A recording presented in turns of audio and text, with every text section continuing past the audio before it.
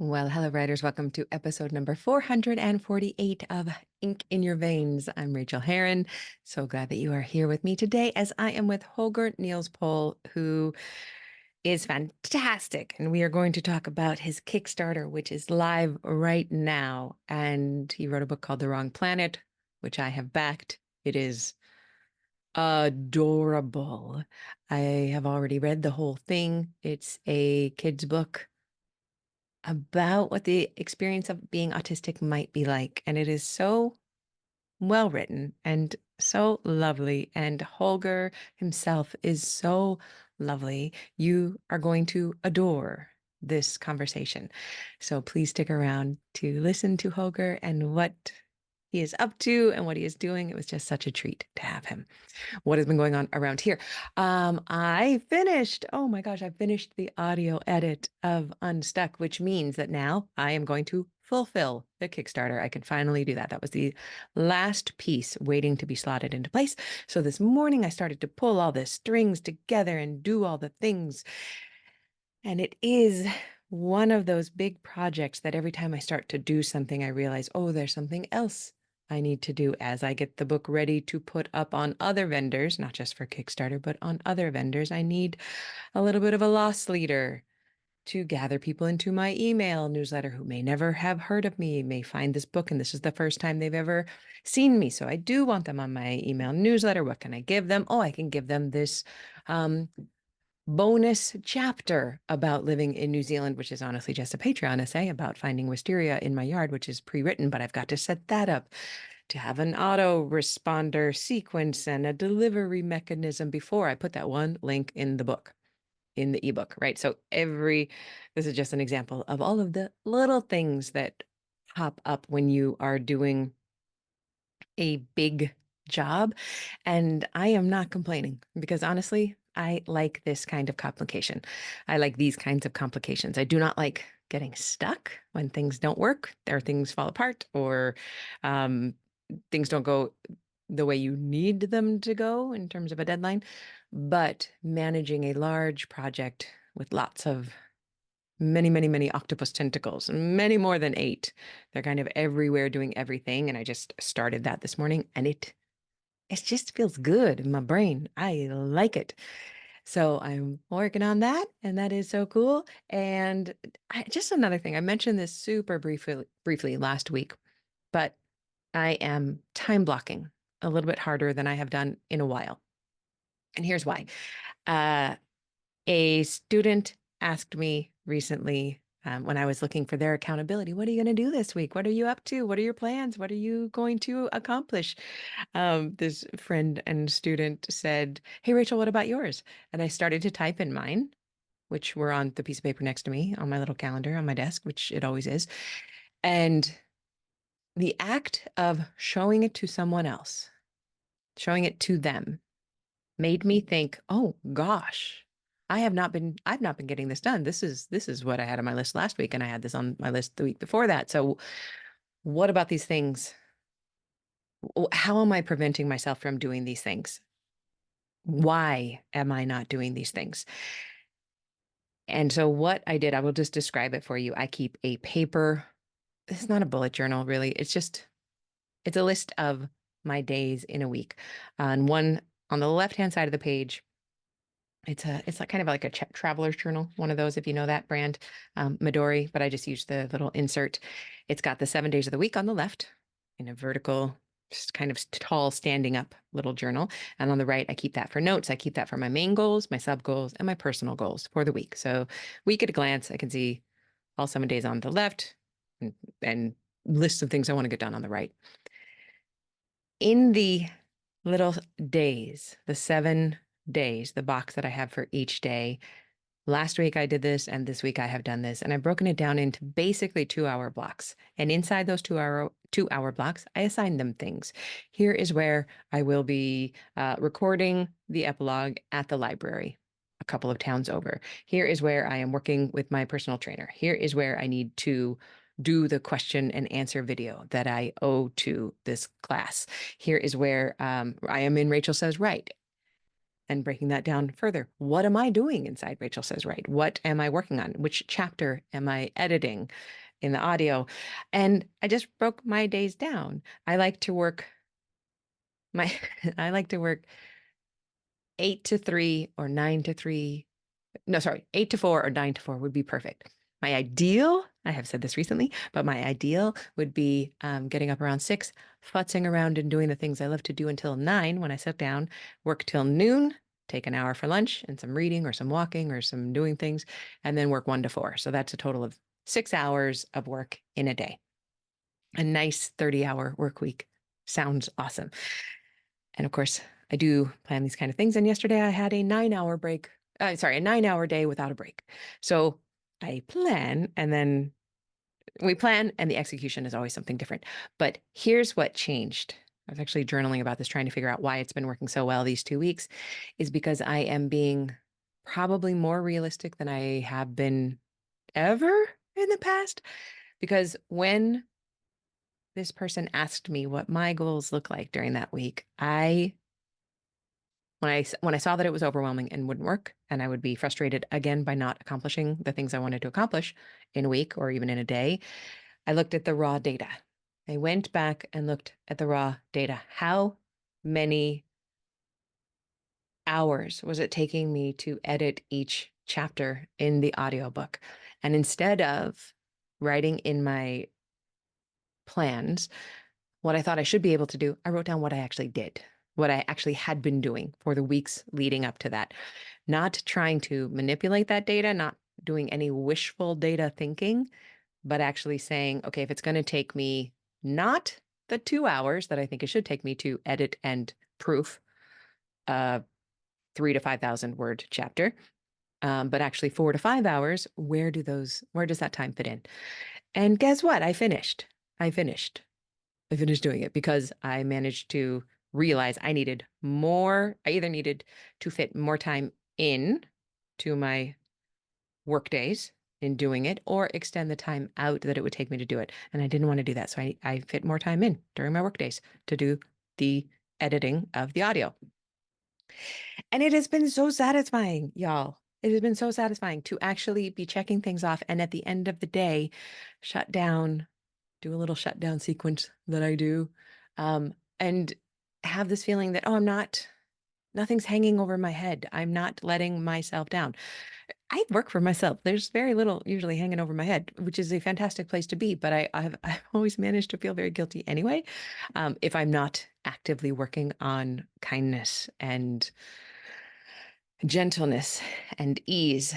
So walking away from my desk with that feeling is fantastic. And I know somebody will ask, so my little shutdown routine, this is very good for my particular kind of brain. And my writing coach, Ellie, told me to do this, and it has been fantastic because I would always wander away from the desk with this vague feeling of undoneness and guilt, like I said. This way, if I do this, I feel so much better. At 3:45 every day, a reminder pops up. It's in my Google Notes or Keep. I think it's called Keep. Google Keep. It pops up, and I've got 4 things to do. I need to plan the next day, like look at the times I'm doing things and look at the activities I want to accomplish during my workday. We're talking work days here. So I need to plan the day. I need to do one more scan of email and Slack to make sure there are no fires burning that need to be put out. I need to tidy my desk because, that makes a big difference rather than just bolting away from my desk in sheer terror and panic and coming back to it being a little bit of a mess. I actually put everything away. It looks nice. It looks neat. I push my chair in. It's because my office is the size of a postage stamp. When the chair is pushed in, I have a lot more room. And the 4th thing is a meaningful moment to capture. And I have different methods of catching meaningful moments in my life, but this one is something that I look for really within the workday. What had meaning for me within the workday? Did I speak to somebody who said something incredible? Did I hang out with my amazing grads who always say something incredible? Did I accomplish something that I've been trying to do for a long time? Did I get it done? So those are the 4 things. And I have a little checklist and I check them off. And once that is checked, I close everything. I close email. That email hack I told you about last week, life-changing. I am still caught up in my email and I'm not trying. It's just happening because it all comes into one email inbox and I delete most of it because most of it, is worthy of deleting. And then I handle the few things in there that do need handling and things aren't getting lost. Important things aren't getting lost in other mailboxes or other filters. It's so good. Okay. This is enough minutia about the daily stuff. But again, time blocking, looking at realistic data is something that if you have not tried, even though I know this works for me, I hadn't done it in a long time. I hadn't really actually done it in a long time. I thought I was, but I hadn't been. This works really well if you're writing first draft or revising. Hopefully, in some way, and if you have not been, please start now. But hopefully, you have been tracking your time in the chair and what you accomplish. And that can be, 45 minutes. I got 800 words. You're keeping a running list of these things. The reason we keep running lists of these things, same thing for revision. You sat in the chair for how long and you moved forward how many words or how many chapters. Words is usually a little bit easier to do the math around. But after a while, after a few weeks of doing this, you have real data. You do not have dream data. We don't work on dream data. I will never remember to do this. I'll probably forget this by next week. But we can't do that. If you want to write 7,000 words in a week, and all of your data says that you usually write 700 words a week rather than 7,000 that you want, if you change that abruptly, yes, you probably could get a week or two of 7,000 words. And then you will slide back towards the 700. There's nothing wrong with 700. You can increase that slowly by changing things slowly. And that is a much more sustainable way of working. Or you can just say, I write 700 words a week. What is that going to look like as I move forward? That is a sustainable flow for me right now. Let me adjust goals around what is the real data. Real data is terrifying and for me, usually disheartening because I want to be doing more. But it is also freeing and liberating when I realize, oh, probably won't do more. I probably won't do more. No matter how much I want to, I won't do more. So why don't I work with what I know I can do in a sustainable way? Extrapolate that data out and forward into the future. How will it look? What will I accomplish? And when? And then backfill, work backwards from the end goal and put in the dates in the calendar. Oh, I love writing math. I love writing math. It's really good math. All right, that is enough. Let's just get into this fantastic interview with Holger. Holger Nils Pohl is an award-winning communication designer, author, keynote speaker, and visual facilitator. If he's not working, he spends his time with his wife, 3 kids, and their zoo of pets. The Wrong Planet is now on Kickstarter at holgernilspohl.com/autism. And I also made a short link that might be easier for you to remember while you're moving about, rachelherron.com/autism. Please go check out the Kickstarter. Please support. I know that this interview will make you want to do that. Link will be in the show notes. And please enjoy this lovely conversation. Get some of your own writing done and then come tell me about it somewhere. I would love to hear about it. All right. Thanks for being here, y'all. Well, I am so pleased to welcome you to the show today. Will you please share your name and pronouns with us? That's he, him. And your name? Pronunciation, please. Pronunciation. So my name is Holger, and I'm happy to be here. Perfect. Holger. I wasn't actually sure because I couldn't remember. I've heard you on Joanna's show and Sasha's show, but I'm bad at remembering things. So I am thrilled to welcome you here. Your Kickstarter has just gone live, and we're going to talk about the writing of it and other books, but the Kickstarter is called The Wrong Planet. And I kind of just want to jump in feet first and talk about this because this is about a little alien who ends up on Earth. And I loved the book. I thank you for the download. The illustrations are fantastic. And it is a metaphor for autism. Yes. For the ages of what would you say? Is this like a Yeah, 4 to 7? Yeah, 4 to 7. Basically, yeah. In terms of the target audience, I would say yes. And then parents read it, like even juveniles read it, and even Yeah. people that are just retiring from work are reading it too. So Yeah, this 51-year-old in my chair right here really loved it. And the resources at the back are great and the information. And you have mentioned that you are autistic.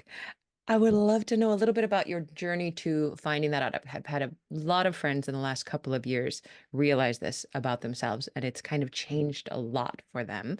Can I ask you, when did you know and what has happened since? Yeah, it's pretty, I knew pretty late. So now Yeah. while we're talking, I'm 43, Hmm. and I only know about this for 3 years now. So around the age of Wow. 40. Yeah. I always knew that something is different, but I thought it would be about the creativity and the creative mind and the sparks that I have, and never was really sure what it is. And then 3 years ago, our oldest daughter, we have three kids, our oldest daughter got diagnosed with Asperger's autism, or some people say high functional autism. And during that process, actually, I read a lot of books because I'm a bookworm. I'm reading a lot. And I said to my wife, I know where she got it from. These books are telling my life. The funny thing is that a Wow. year before that, I was giving a workshop even at an autistic organization about how they could use visuals to communicate with autistic people. And it didn't click. Like I just went there, did my workshop, went back. Was a nice workshop and training, but it didn't click for me. And then a year later, I was like, oh, now I'm one of the club. Oh, Yeah. that's yeah. I have a friend whose oldest child was diagnosed, and the doctor said, "Well, this is often genetic." And Hmm. everybody in the room looked at him, and he said, "What are you looking at?" What are you looking at? Yeah. the, the last to know. So, Oh. what has the late diagnosis done? I was very early diagnosed ADHD before there was a name for it. I was probably 7 or 8, Hmm. but I never took it seriously Hmm. until probably four years ago, and started to work with it. And I personally take medication, which is very helpful. Yeah. But the lateness of my acceptance of it has been really Mhm. something to come to terms with, like what would my life have looked like? What would have been different about it if I'd had different kinds of Mm. support? What do you True, think true. for yourself? So for myself, first of all, it was kind of a shock. And I would say it was kind of a like ground zero for my identity. It was like Ah, I questioned everything, hmm. basically. And because I never knew what part of this is the autistic self, what part of this is the normal self, and I had to come in terms that there is no normal and there is no Yeah, autistic self, there's just me. yeah. And I think this process is not closed yet, so I'm still working on that after 3 years, trying to figure out basically who I am. So I would say it helps. Awareness is good, but it's very painful. It's a very Hmm. painful process to figure out how I should spend my life, and what I should change and can change actually. But when you ask me about would I have wanted to know earlier, I would say no, because then I wouldn't be there where I am right now. I always believe Yeah, in everything happens for a reason. yeah. So, and I guess I'm the sole earner for a family of five, and self-employed since 15 years, and I'm doing workshops and trainings and keynote speeches. I think if I would have known as a kid that I'm Mm. autistic, it would be hard to get the courage, build the courage to do what I do today. That is fascinating. I've always said that my ADHD is a superpower, that Hmm. I I self-medicated it in several unwise ways for many years, but I also self-medicated by working harder than anybody else because I knew how to harness the hyper focus, and I would never give that up. I love that part, and that's why I am currently the sole breadwinner, only in a family of two though. So props. Yeah. How has, if it has, and this may not have changed anything, but how has knowing that you are different in this way, neurospicy in this way, how has it affected your creative process, your writing? Let's narrow it to writing because I know you're creative in many ways, but Yeah, that's true. That's true. So definitely for the last years, it opened up the avenue of allowing myself to create more, mm, because I learned as well, like autistic people often have a special interest, right? So our daughter, for example, has horses. Special interest is Mm. horses. Since she can talk, it's only horses. It's not like the typical girl who loves horses. She just exists for horses. That's why we have two, actually. That's Um, amazing. so that's her special interest. I Yeah. I wasn't sure what mine is, and I figured just like half a year ago or a year ago, I figured that my special interest is free creativity, free flowing creativity. So Mm. wherever the muse calls me for, I want to do and explore. And through art, I want to explore human beings and psychology and communication, all those things I want to explore, but in my own terms. And I didn't allow myself for years to create just on my own terms. I just created for clients. Mm. What does it feel like to create for you on your terms?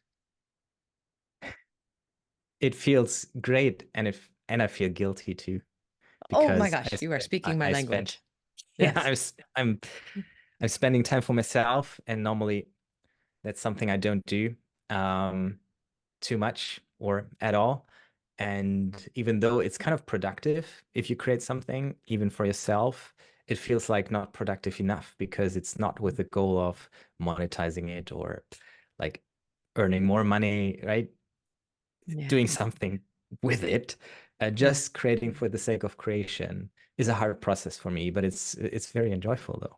Yeah. The vast majority of people listen to this as a podcast. Few people watch it as a podcast, but if anybody does, they would have seen you. Like when I asked you that, your face got so joyous and happy, and also like I could almost see the guilt.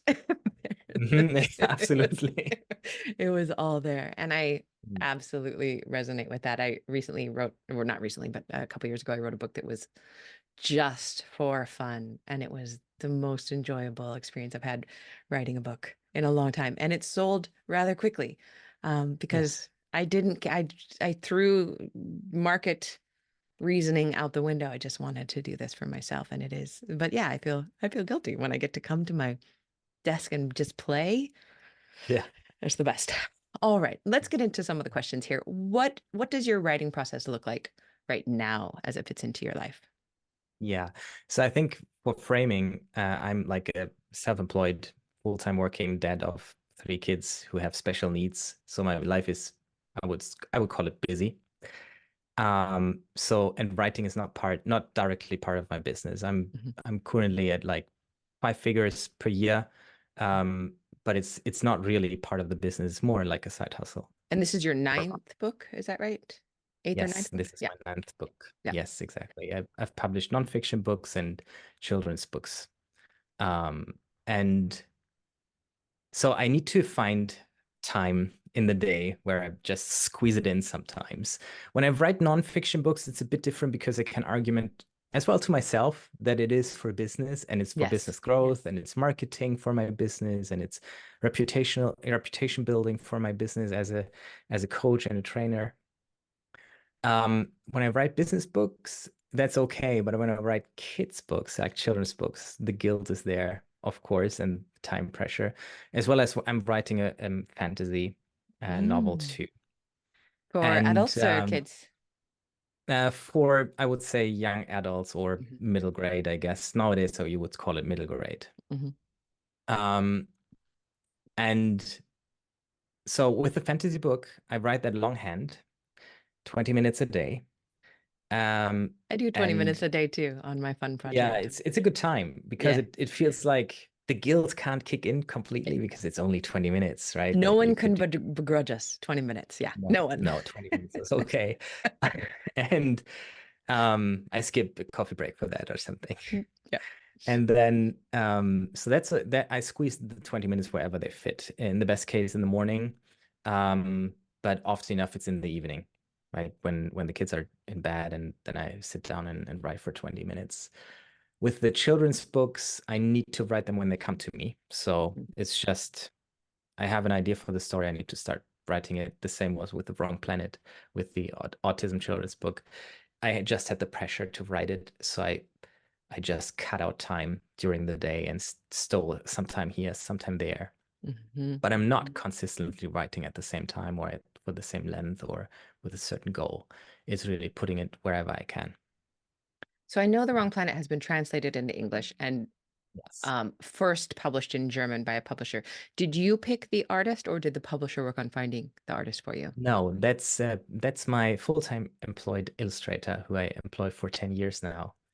And Wow. I'm doing everything with him. And he's just He's like a wonderful so soul good. and illustrator. Yeah. Ah, you Yeah. can see the symbiosis of working together. Yeah. Yeah. What part of writing do you struggle most with? For me, definitely the getting it done part. So I'm a very good starter. I'm very strong on ideation and stuff, but like getting through it is very difficult for me. Mhm. And then the editing process is a real pain. As I know for many people, I know you love revising, right? Love it. I love But it. for me, the first draft would be done, right? It would be okay if I could stop there. Saying that I'm a perfectionist, so I can't stop after the first draft. Yeah. But I hate revising and editing. I I do really want to I go to the next project. I do like that people either love one or the other, and at least most of us love one or the other. So we will eventually get back to doing the thing that we Yeah, love. absolutely. Absolutely. What part of writing are you really good at?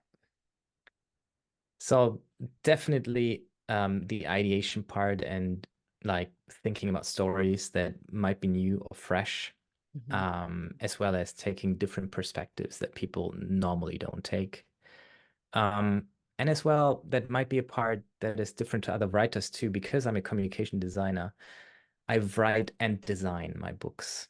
And seldomly What is a communications designer? I don't a know what that is. communication designer is somebody who learns both sides of design, which is, or Ah, design and communication, which is graphic design, as well as object design and photo design, all things creative and designing artifacts, okay. as well as the psychology of communication. How do people communicate with each other?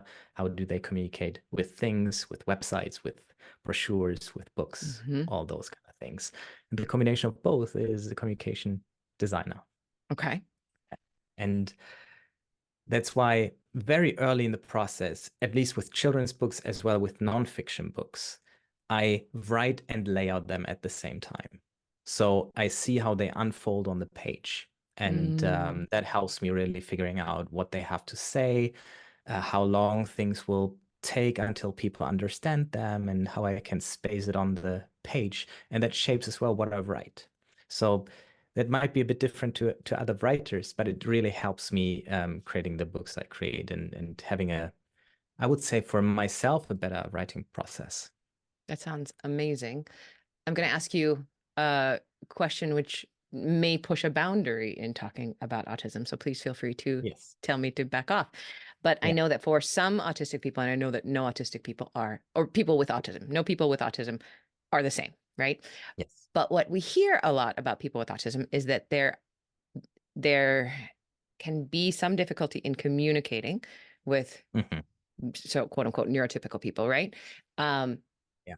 have you ever felt that? And do you think that contributes to why you're so good with communication? Because you really had to like work hard at it? I'm going out on a Yeah. dangerous limb that could just break underneath me No, at any point.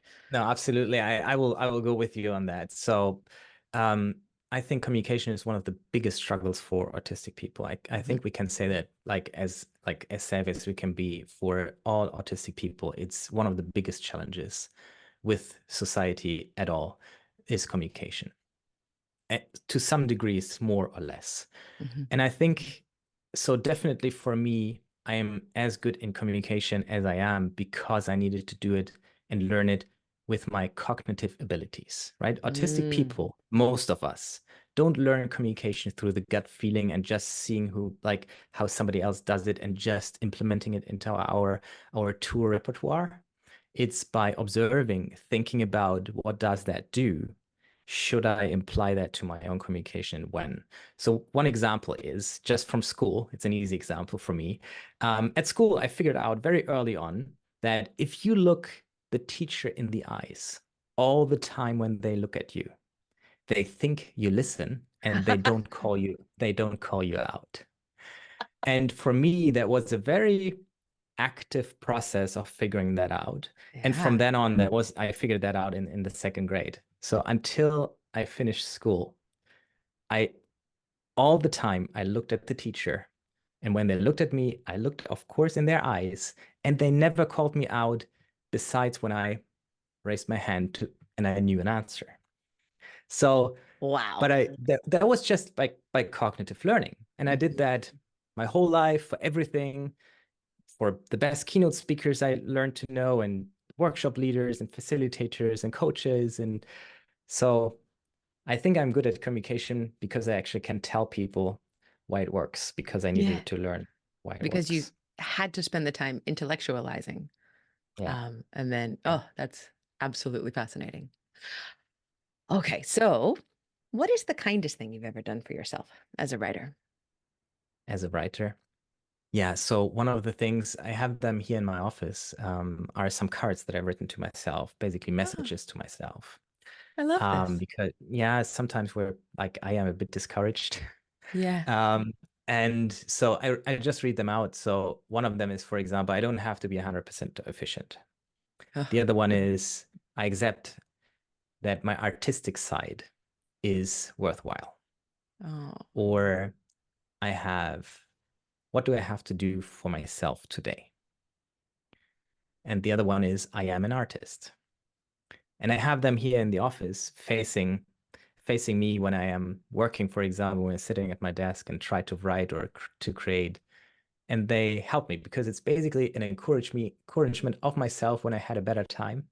hmm. So basically, my better self is sending some encouragement from the past, and that helps. That is beautiful. And I really, really vibe with the don't have to be 100% productive. As you said it, my heart said, yes, I do. Yes, I do. And it's Hmm. absolutely untrue. I will confess that I had insomnia last night and I got I slept from like 12:30 to 3. So that's 2.5 hours. And then I just got up and took a bath. And I wrote on my list of things to do today. It's a long list of things to do. Mm. And then I took some things off and I put as a thing to do, go easy, you're tired. So now Yes. that's going to be a job later. I'm going to go easy, but I will have to remind myself of that. That's so good. Yeah. I Hmm. I love the cards on the wall. Okay. Will you tell us please about a specific moment when you knew you had ink in your veins? Um, I think I always had ink in my veins and but I didn't recognize. I think the first time I really recognized was when I was reading picture books to my children. And you might know these find and search picture books which Mhm. without text. I love They're them. big books with a lot of pictures in it. Yep. And of course, it's difficult to read them to a 2-year, 3-year-old I would have child. thought it might be impossible myself. Yeah, yeah, and I invented a lot of stories around these books, and Oh, I as well told them in a way that even relatives asked me to read the books when we had like celebrate birthday celebrations, something, and so I always had to read those books with the stories I invented on, and like that kind of lit up the spark of saying, you know what, there are some stories. that's Yeah. beautiful. What a gift to receive that way. Mm, All right. mm. What's the best book that you have read recently, and why did you love it?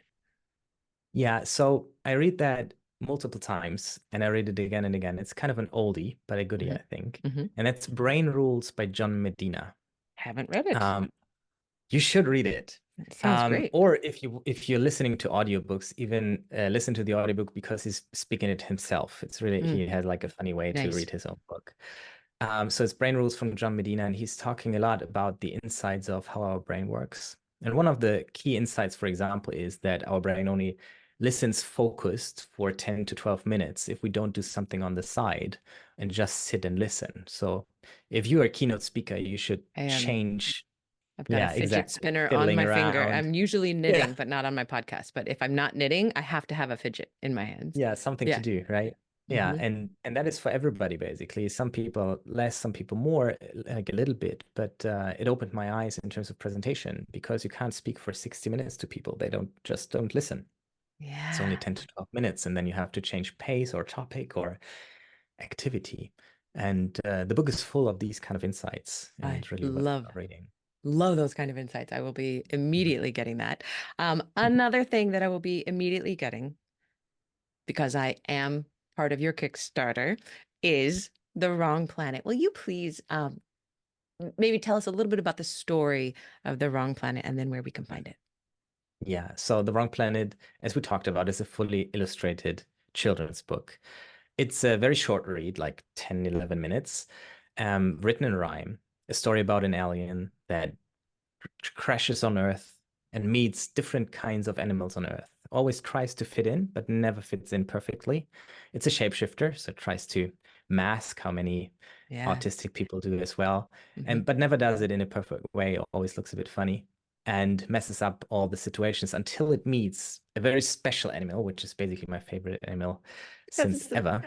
so good. Would you like, we can spoil it. Do you want to spoil what the animal Yeah, we is? can spoil it. So Okay. it's the platypus because I choose the platypus as the starting point and then saw like what kind of other animals could it meet, and that's why it's meeting ducks with the beak, right? And it meets Mhm. a bear with the claws and an otter Oh, with a I didn't put it tail. together. You're building Yeah, toward the platypus. yes, Yeah. yes, yes, yes, and the frog and like all these animals have like the platypus has parts of them, and it is like a special being in itself, and the alien doesn't have to mask anymore when they meet the platypus, right? And And mhm, and the challenges that our alien goes through, they meet they meet these people and they have what are good interactions at first, and then they go sideways and they slip wrong in a yeah, really deep, visceral way, not in a way that's gonna, F up a child, but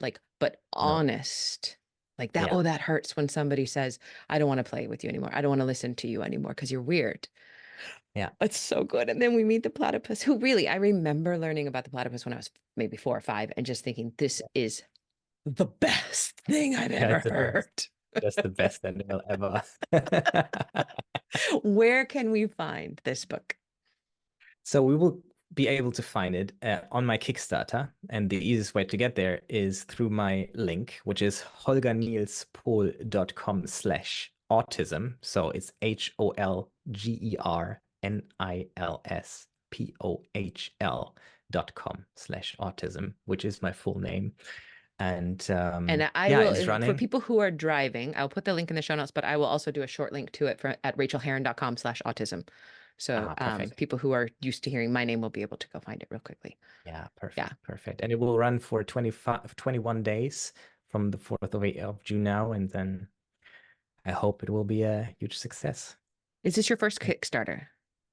No, it's not. Okay. It's my fourth Kickstarter now. That's Yeah, and that's right. I I've remember hearing you launched talking about them. books and board games on Kickstarter already. Hmm. What, sorry, this is absolutely personally interesting to me, but what would be your most concise, off the top of your head, piece of advice for somebody who's thinking about doing Kickstarter? Communicate about it right from the idea spark of doing a Kickstarter. Tell everybody all the Yeah, time. no, I never did that. No, I barely told Yes. anybody ever. Uh, so tell people that you have the idea and that you want to do it because people will recognize it later on. Yeah, Don't launch into silence, right? yeah. Do the review page for a while, like a month or two, so people can get there. Um, and have the things finished before you start the Kickstarter campaign. That's one thing I got almost right. I've got to write. I'm writing the epilogue, and I'm getting a piece of art to go in the book. Well, But that's good everything enough. is Yeah, complete. Yeah, yeah, everything that's is good. complete. I just got to like Yeah, shove those things in. But that I yeah. can't even imagine the stress if somebody finished a Kickstarter and then had to finish writing the book or getting it edited or no thanks. We used one Kickstarter campaign to test the market for a children's comic book, Hmm. and we didn't even start the story. Nothing, right? Just had rough sketches of the characters. That was a huge mistake because it took us like 1.5 years afterwards to create the comic under huge stress, And it doesn't yeah, feel it like was a you're mess. making any money because the money was way back then. Y- y- Definitely, yeah, feels like a huge loss. Those are those are great pieces of advice. And Yeah. where can we find you? Yeah, that's on my website, holgernilspohl.com, and you find me everywhere on socials under my full name too. And I believe you have a newsletter. Yes. I have a newsletter and it's very Excellent. personal and it contains all my creative endeavors from business to children, book to fantasy to autism. So if you're up to following me on a personal journey, you're very much invited. Absolutely. And you're a woodworker. I mean, I forgot to bring that up. I am I a just, woodworker too. Yeah. I Yeah. recently made an Adirondack chair in a class. It was one of the hardest I things I've heard ever about done. that. It was awful Yeah. and really the best. And I sit in it every day. You see, it's beautiful. It's It's gorgeous. just a beautiful craft. Yeah. Holger, thank you Mm. so much for being here. What a Thank wonderful you. conversation. And may the Kickstarter fly. Thank you very much. Thank you for having me, Rachel.